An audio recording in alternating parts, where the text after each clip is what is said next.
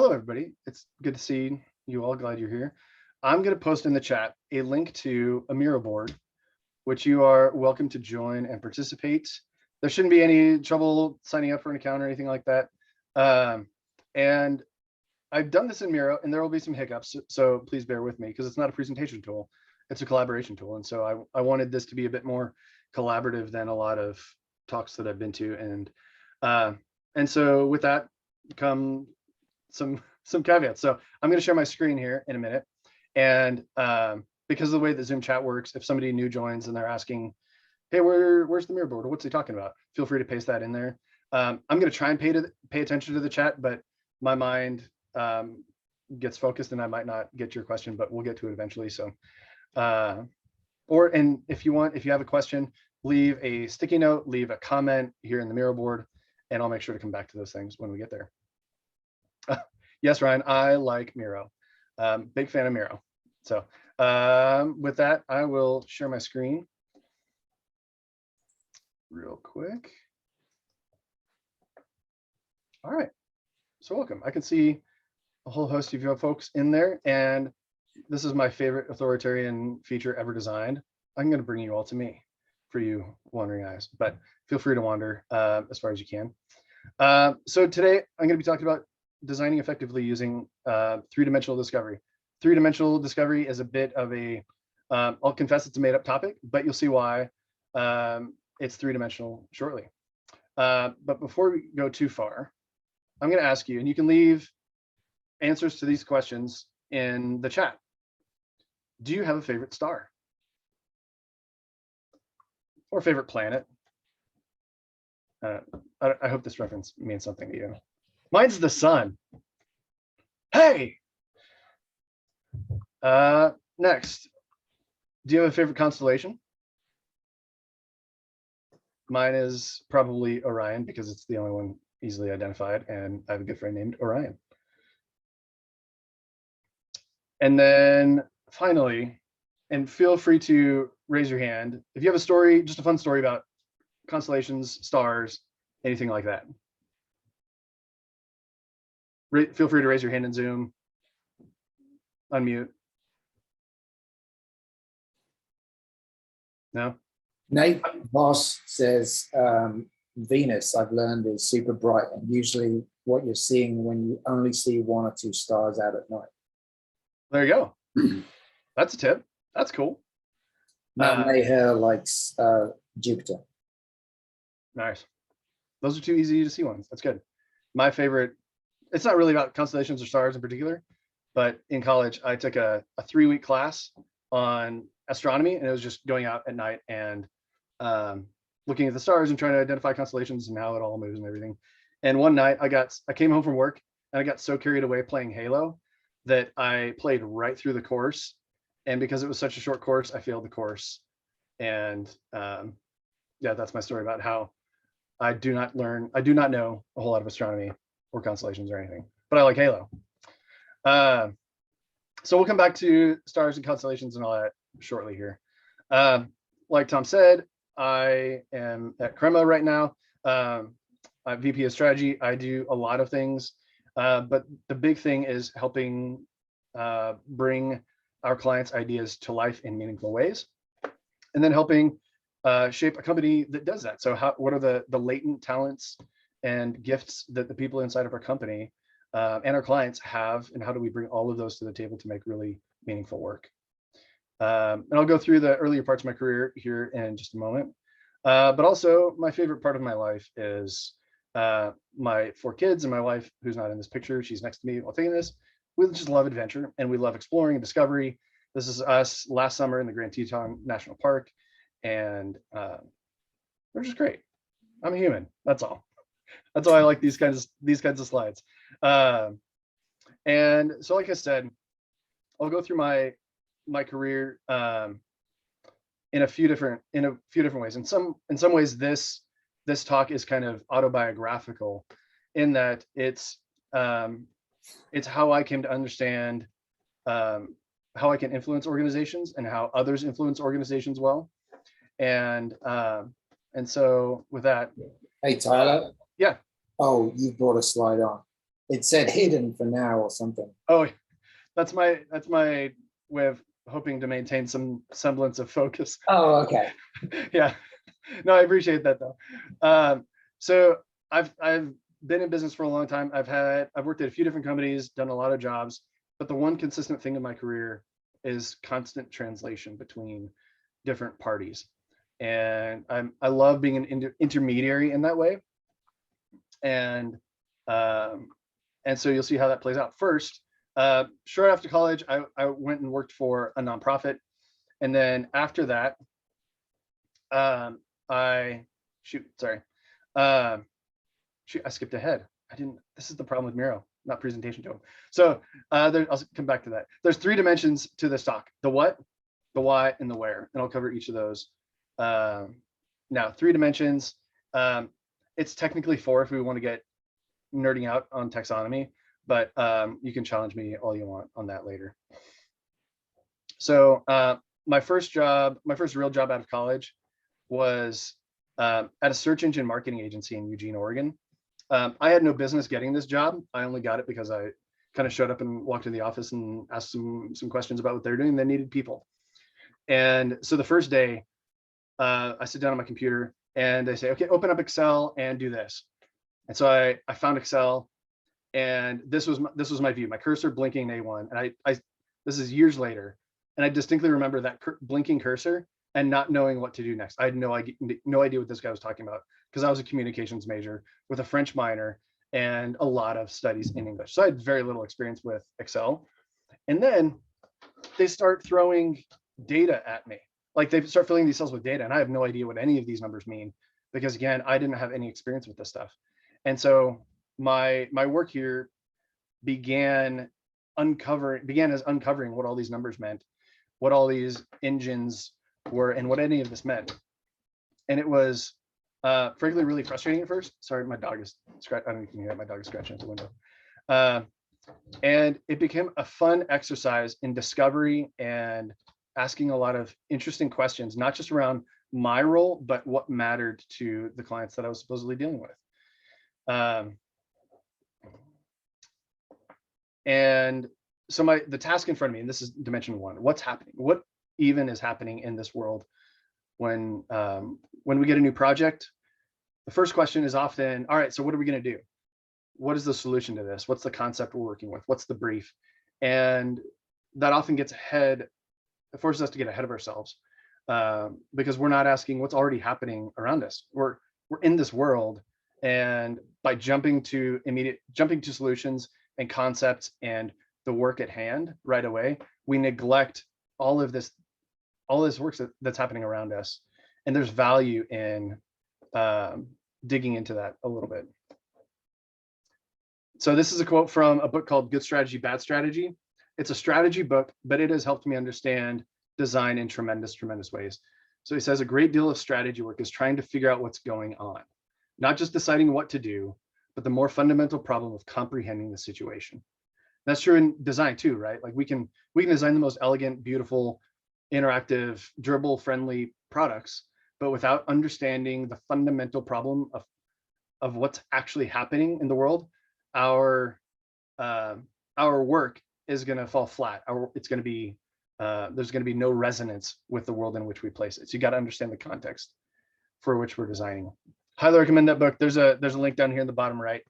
Anywhere that I have a reference to anything, there's always those links down there. So feel free to click away. Highly recommend that book.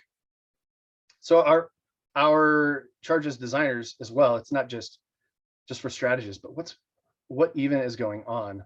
And it's like this. So each one of these dots is a data point, let's say, and we have good clarity about those in the middle. And then the further out we go, the less clarity we have about which of those matter, which ones are important, which ones can we ignore, what do they even mean, how are they connected? And we tend to, when we begin a project, we tend to focus on the data that's readily available, the data that we're familiar with, or that's right in front of us. And so we do a lot of research. We love to do user interviews and do surveys and things like that. but it tends to be really focused on the problem at hand. We jump past this exploratory, this discovery phase, because we're so focused on making sense of the problem itself. And so part of our activity is working outwards gradually, getting more and more clarity about not every one of these data points, but moving in certain directions so that we can understand more of what's important.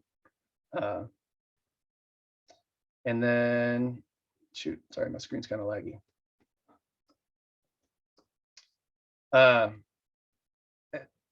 All that data exists because everything the organization does is either an open or a closed feedback loop. We put out features into the world, and we get feedback. We get sales feedback. That first report, or the second report that screenshot of a report that I sent, that all those purchase numbers, all those traffic numbers, that was all feedback coming back to us because we had put certain products out into the world. And that report was just telling us what was going on with that. And that's those were great closed feedback loops. They're somewhat closed, but there's a lot of things that the organizations do that doesn't come back to us. And again, that can come back in terms of user surveys. Like we'll see the intercom things, and we come back with that data and we organize it and we sort it and we get these big numbers and we say, oh, this is what this many people do. This is what this many people do. And that's really helpful, but there's still some openness there. And part of the purpose of those surveys is to identify areas of openness and then step further into those as far as it makes sense.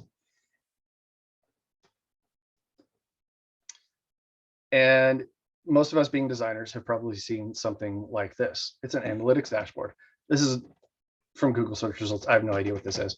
I didn't want to use any of ours, frankly, because they're all heavily NDA'd. But in design, sometimes we'll ask for more data. We'll say, hey, analytics person, whoever's close to the data, can we get some insight into what's happening on the website now? And they'll often return something like this, where they'll say, oh, this is how many people have visited the welcome page and the user sign up. And this is how many people have converted. And my frustration has always been with this kind of data is I can't design against any of this. Like, this doesn't tell me what to improve. That doesn't tell me what to change, what to take away, what to add. And it occurred to me years ago that this kind of report is largely for the person making it. It's not for the kind of people that need to make decisions based on that, because it doesn't tell you what kind of decisions to make. Data inherently can't do that. And so there's what I'm calling oversight data, which is that kind of analytics report, versus insight data. Oversight data tells us what's going on inside of a system. Insight data, it helps us understand what to do and how to act within the system. In this book down here, The Effective Executive, again, highly recommend it. It's not a design book, but it will make you a better designer. Absolutely. He tells a couple stories. One where it's a story of a manufacturer, and the accountant asks for and creates for a certain kind of report. And then he goes down to the plant manager, the person on the floor who's overseeing all this machinery. And he says, make this change, given this report, this says we need to do this kind of thing. And the guy on the floor has no idea what to do with this report, because it's all about averages. It's all about this and that. And you can't make design decisions based on accounting type data. So that first report that I showed, that's all sales data. That's all traffic data. I don't know. I can't make design decisions based on any of that information, because it's oversight data. It's designed for a different purpose. It's not designed for me to have insights into the design work. And so these are the oversight data is a prompt for us as designers to get into not just get into the data, but sit down with the analyst or whoever has access to that data, and sit down on a regular basis and form a relationship with them, so that we can understand how they see the data, how they've instrumented the data within the product or within the website, whatever it is you're dealing with. And then you can say, hey, as a designer, you can say, I need to know this kind of information in order to make design decisions and make an impact on the information you're trying to pull. And so that it becomes a conversation. And last point I'll say on this is that when you get into a project, when you get into a new feature build, whatever it is, or even a new company, the kinds of reports that already exist tell you a lot about a company and what that company values. And so the signals are kind of meta signals. And so if the company is only generating oversight data and they're trying to make insight decisions based on that, then there's probably a disconnect somewhere in the company that you can step into and close that gap and kind of translate between those two parties.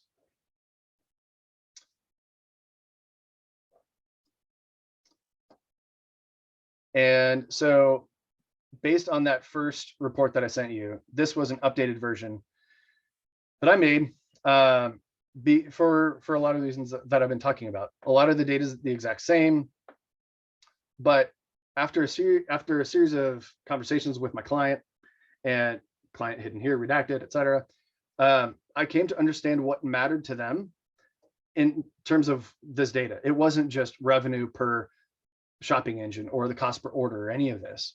It was how this column right here.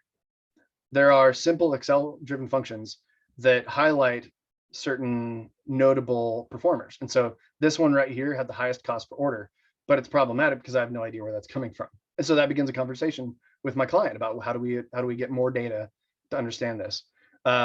This one is the highest in visits, orders, and costs. It's like, well, okay, those are great, but it's also the most expensive. Is that something we want to pay attention to? And so it became basically a prop for further discussion and discovery with my client, because I was not just telling them, here's a report, figure it out. I was telling them, I'm here to give you data and help you understand how to make sense of it. And if we have a conversation, then I can make better decisions on your behalf in my work. So I know that this is all like, this is e-commerce, but I hope you can bridge the gap to where when we as designers are collecting information and data, we have a different purpose for it than those that are typically dealing with that data. And so part of a job is to ask certain questions like, what decisions will be informed by this information? Who needs to make use of my work?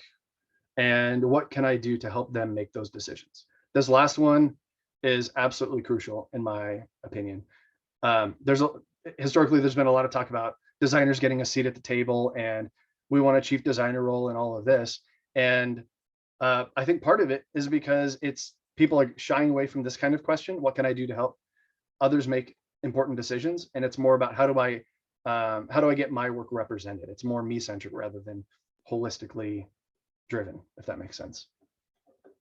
And this first question, that was one of the first questions I had asked in this role before I designed that report. It was like, what are you going to do with any of this? Because I don't know, as far as I know, everybody else in the company that was building this kind of report just kind of emailed it to the client, threw it over the wall and said, here's your numbers. And then the client came back and told us what to do about it. And so asking what kind of decisions will be informed by this information is a bridge building question that can help us gain influence as designers in the organization.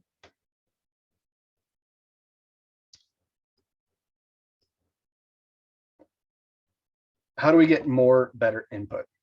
So it's not just a matter of collecting the information that we have, but what can we do with a partnership with the director of analytics or whatever it is? How can we come alongside them to ask questions and say, what if we got this data? Can we instrument it in this different way? Can we ask our customers these kinds of questions instead of these kinds of questions? Because obviously there's a point of diminishing return, but most teams start out with data that's really focused on a certain feature or a product or aspect of the company. And if we can broaden that out and kind of push into these other areas, then more better input will help us make more better decisions. And laggy computer real quick.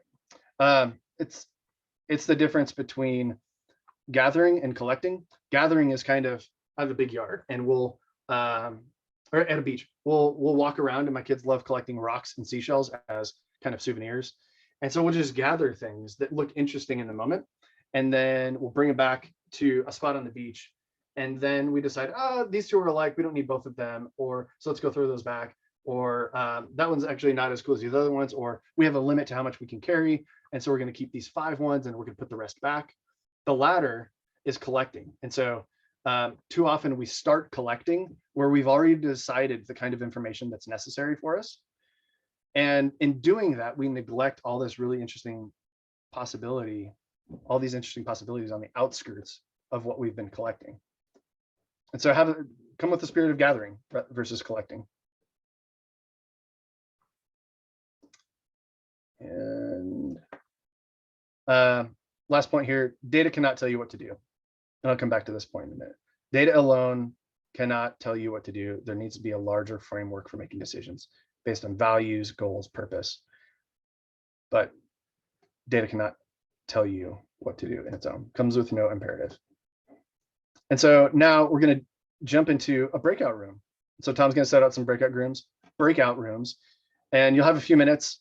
And I want you as a group to build a list of quantitative sources, not just methods, not just like surveys or whatever. That you can include that, but don't like think beyond that. I want you to go further beyond that and build a list together. And you can add sticky notes here to this board here that I'm on. You can add them off to the side or whatever it is. We're not going to come back and share them. So it's more of an opportunity for you to learn from each other about quantitative type sources.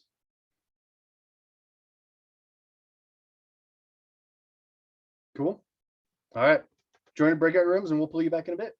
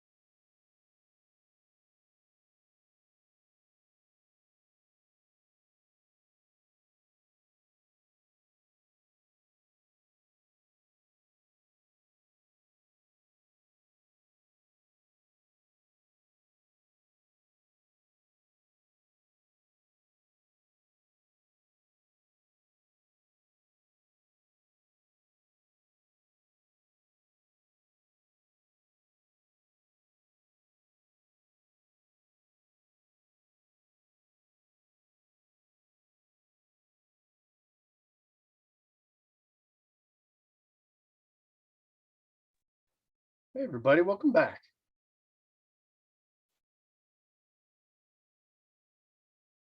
I think we've got a bunch of folks coming back. I'm going to go ahead and share my screen again.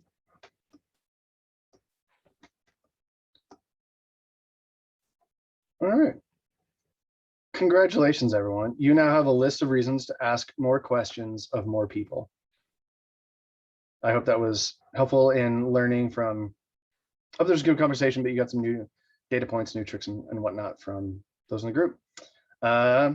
So moving on to the next dimension, as I said, is the why. And so after traffic leader, I moved to Kansas City and joined a company that you might have heard of called VML.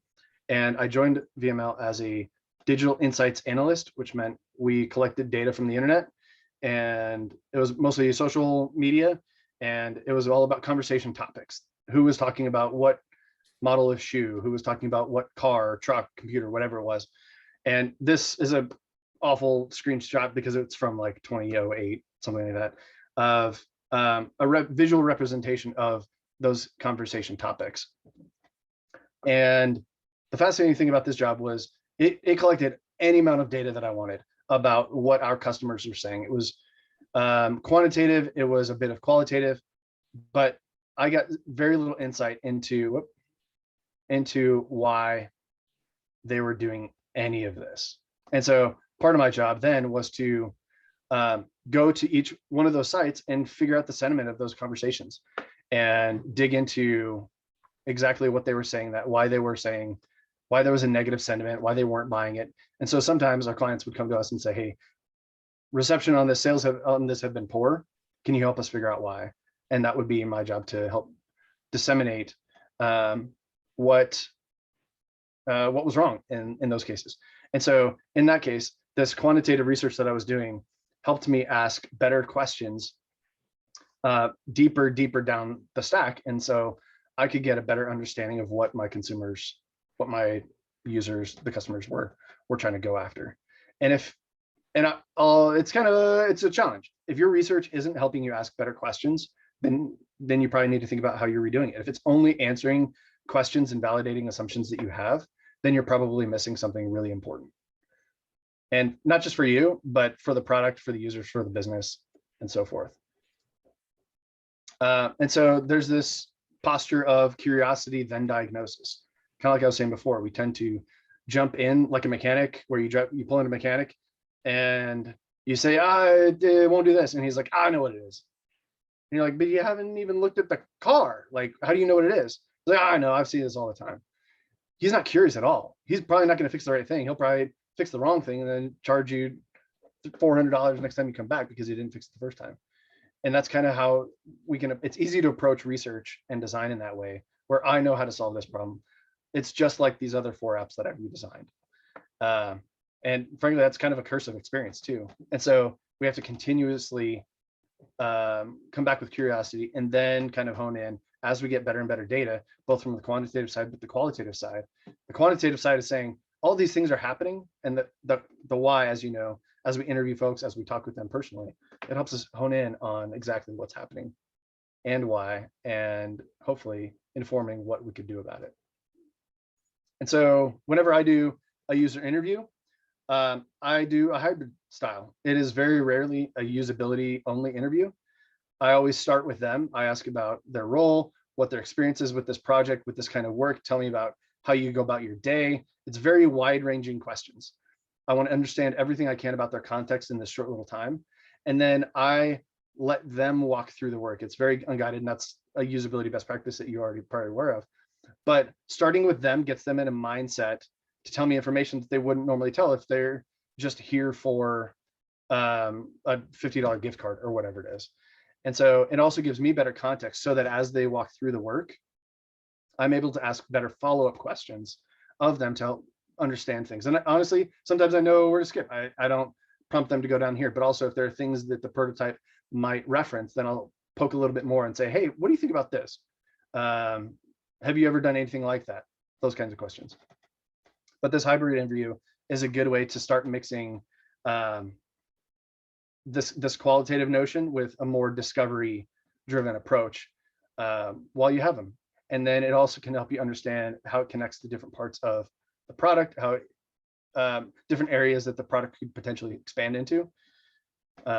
Things like, again, consistently uncovering things.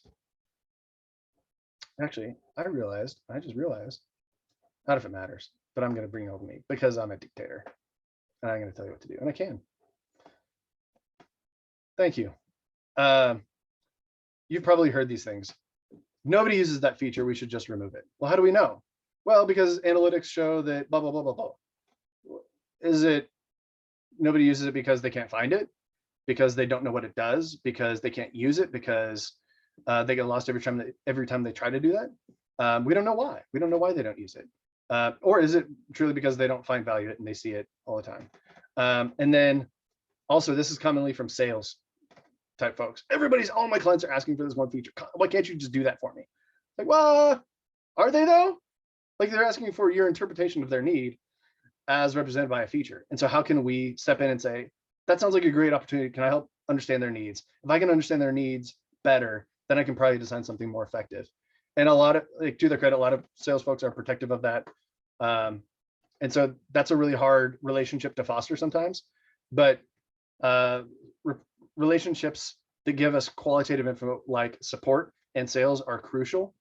And those conversations can help you shape, kind of help you influence other areas of the business too, because you have a deep understanding of what the people are actually saying, and you've paired it with the quantitative data side.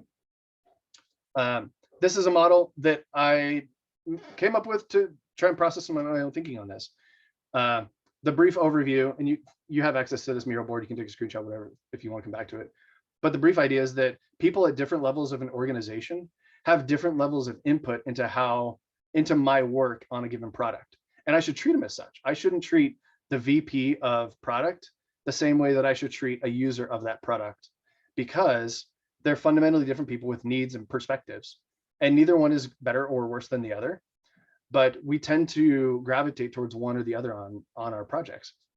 And so how do we open it up a little bit more so that we can get input from people who have synthesized an abstracted version of the good of the product, but also a very rich, familiar, direct experience with the product. Both of them are really, really important.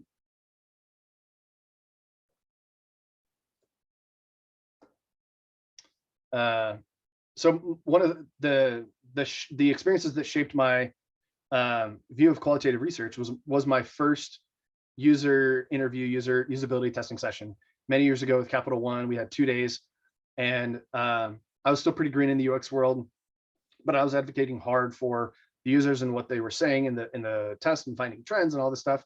And the client, halfway through the second day, sat me down and we were going through some decisions, and he said, "We're going to go a different direction."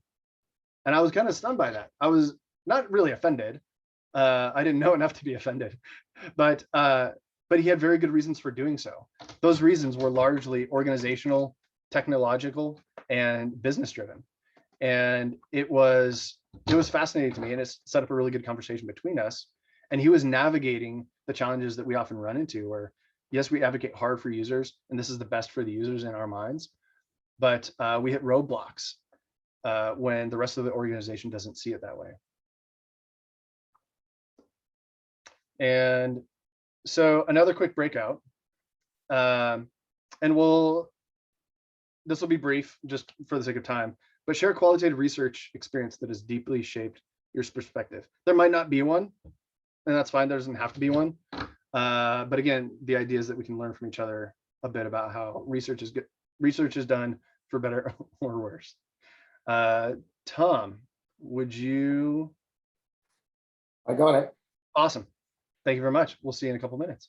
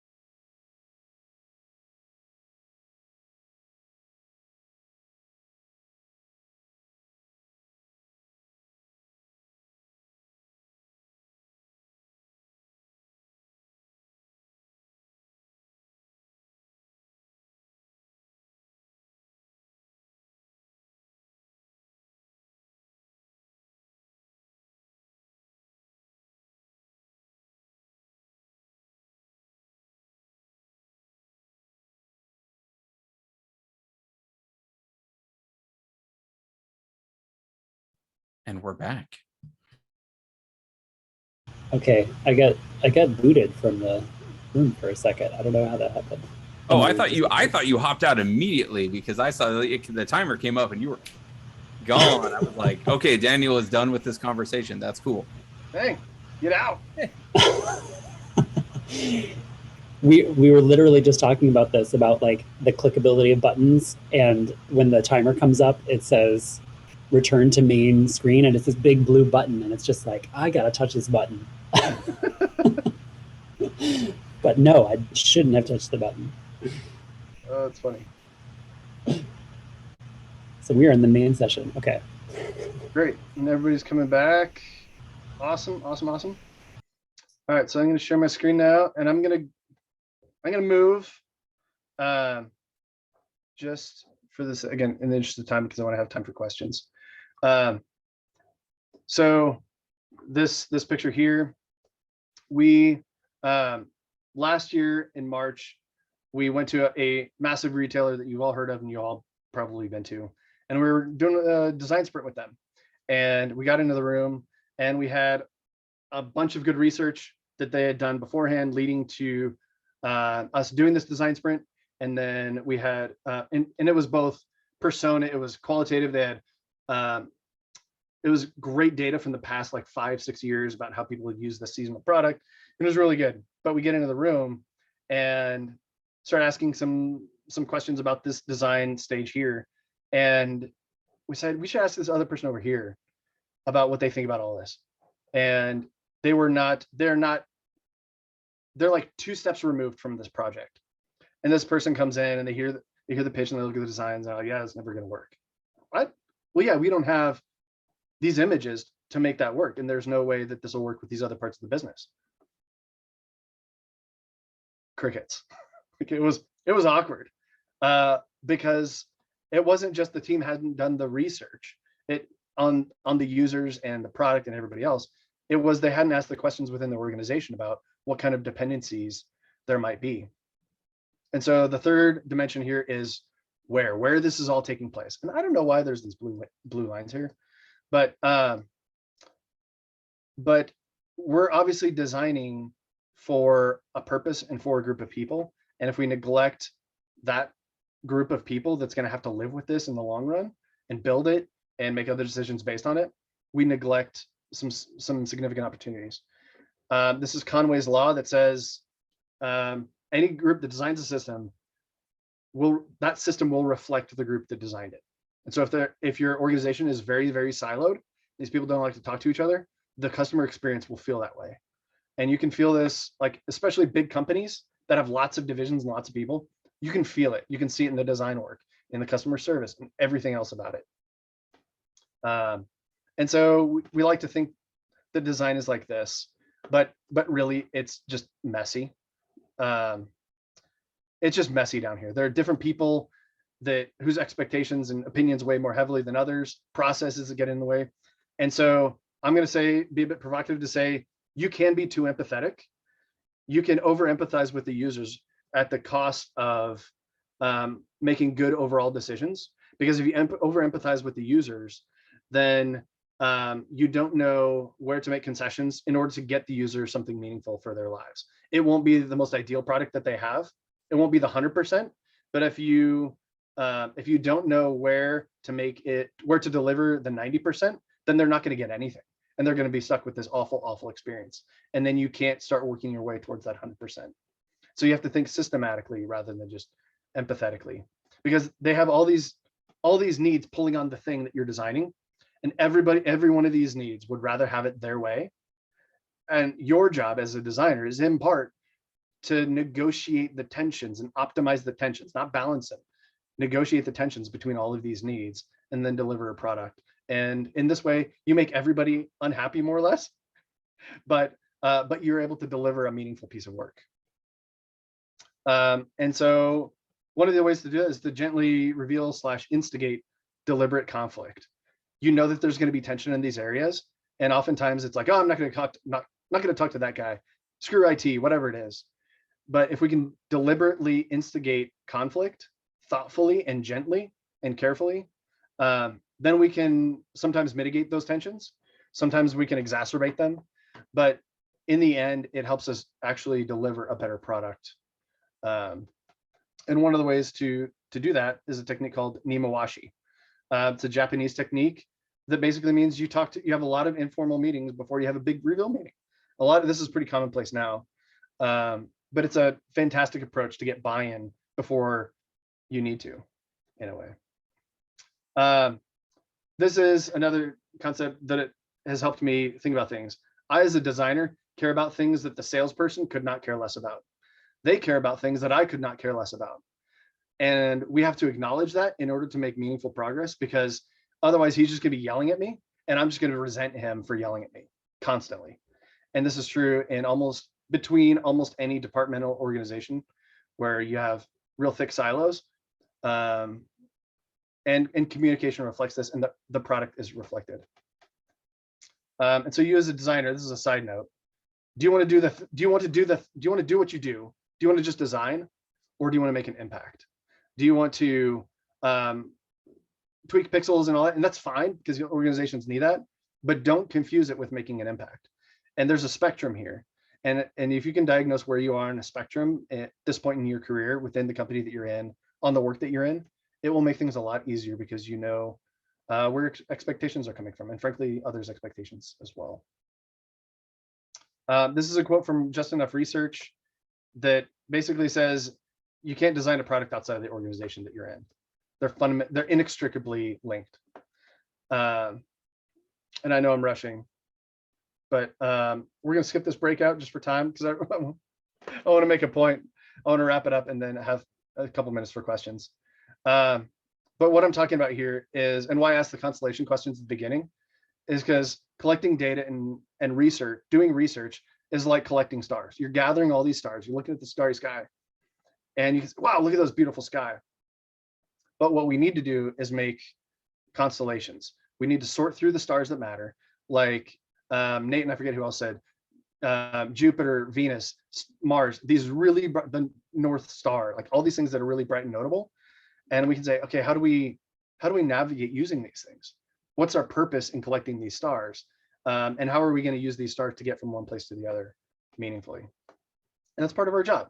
Again, in negotiating the tension, that's part of our job, because nobody else is going to do it. Nobody else is in position to do that.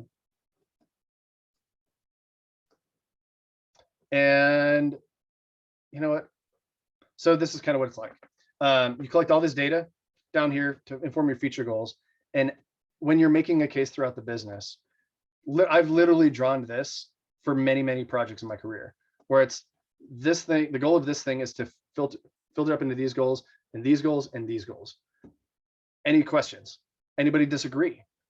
And then that becomes proof points for making decisions based on the data and the interviews that we've done so far. I'm going to zoom out. If you would, while I do this, uncover these for you, would you raise your hand if you have a question?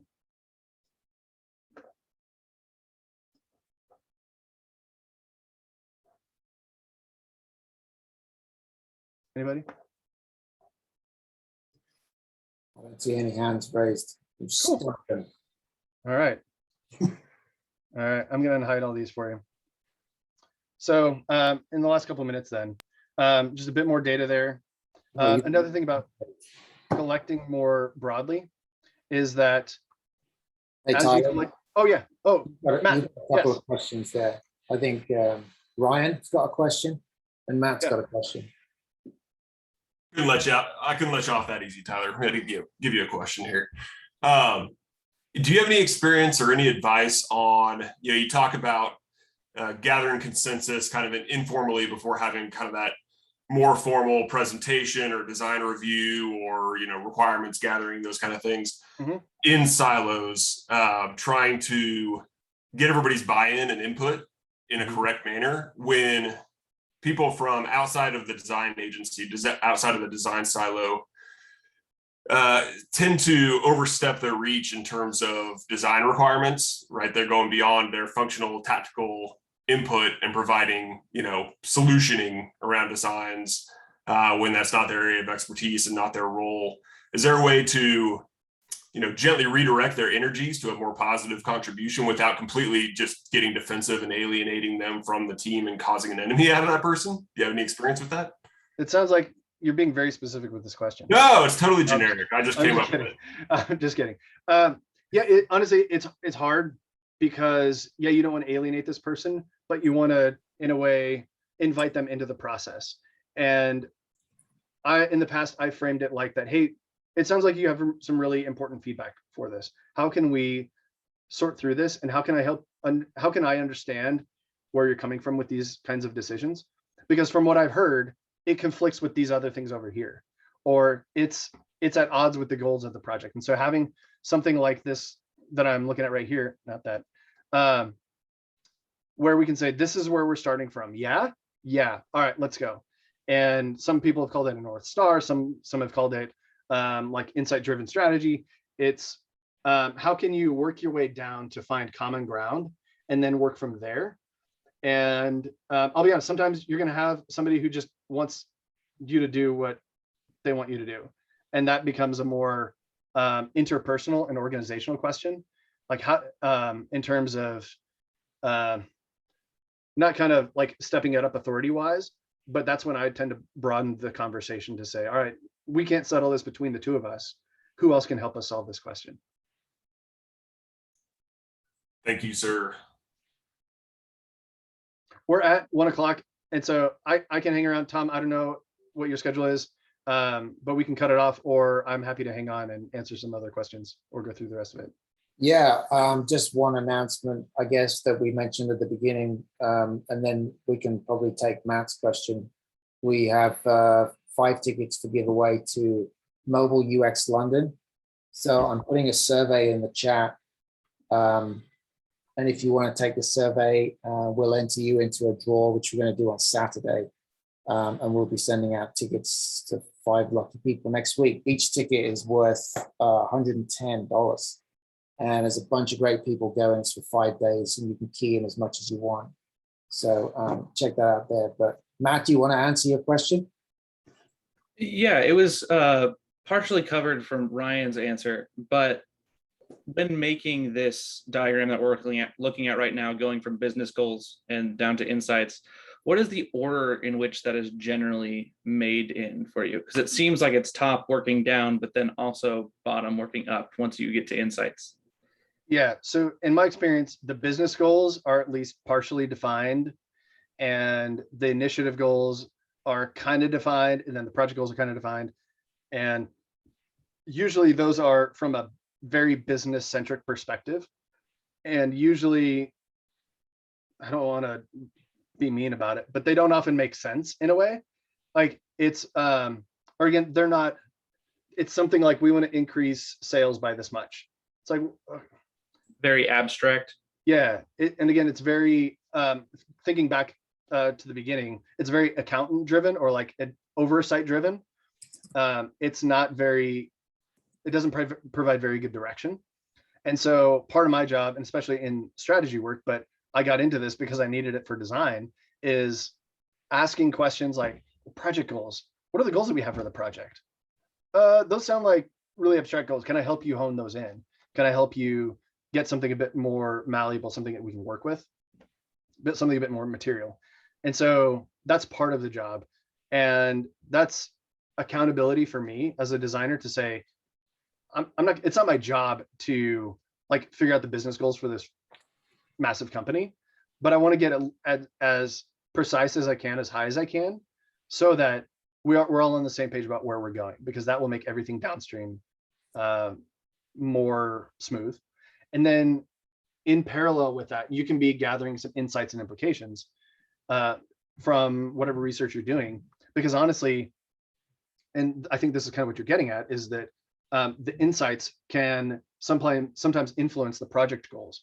And that's a best case scenario, in my opinion, where if the lead stakeholder, the client, whatever, is on board with some malleability in the project goals, being informed by research, even early research, to kind of define to shrink the problem space that we're working within, that can be really, really helpful. And so it's just, it's part data driven. Sometimes you have to start with what you got, which is nothing, like, hey, our hypothesis is this, and you structure the design and the project accordingly so that you can learn more and more as you go. There's a research concept. So you might be familiar with inductive data, inductive reasoning, and then deductive reasoning. And then there's a third one that's much lesser known called abductive. And abductive reasoning says, we know this much, we don't know these things, but we're going to act in such a way that gathers more data for us to make better decisions. And so it recognizes the ambiguity and the unknownness. And then you can humbly proceed rather than deductive and inductive, just saying, this is the way to go based on what we know. Thank you for that.